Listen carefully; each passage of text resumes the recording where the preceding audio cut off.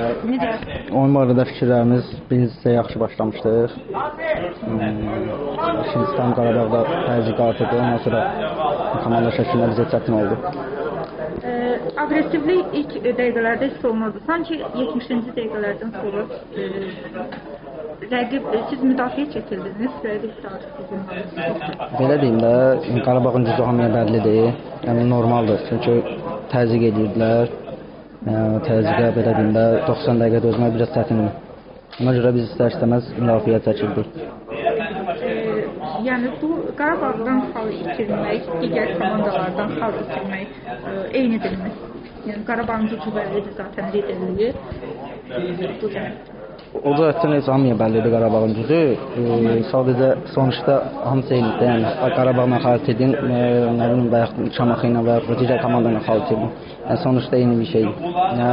Belə deyim də, yəni həmin komandayla da oynayanda xalit edirsən, Qarabağla da oynayanda məğlub olsansa xalit edirsən. Məncə bu qədər. Üçüncü pillədə sizə Torontolu, sizə kimi ətrafınızda rəqiblər var. İndiki mövqedə hansı futbolçular sizi riskə atırsınız, şansınızı da bir qədər? Belə deyim də, məsələn qışdan əvvəl xal fərqi çox idi.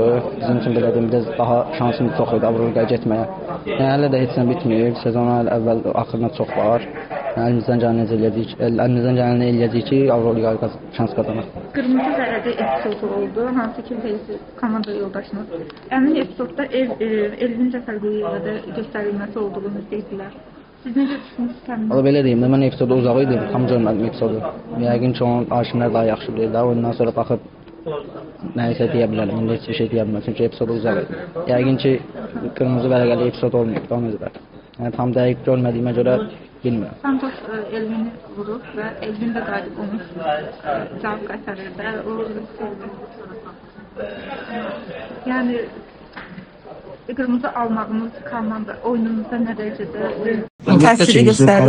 Qarabağ kimi komandaya qarşı yəni 10 nəfərlə oynayırsansa, fərq eləmirsə 5 dəqiqə, 10 dəqiqə olsun.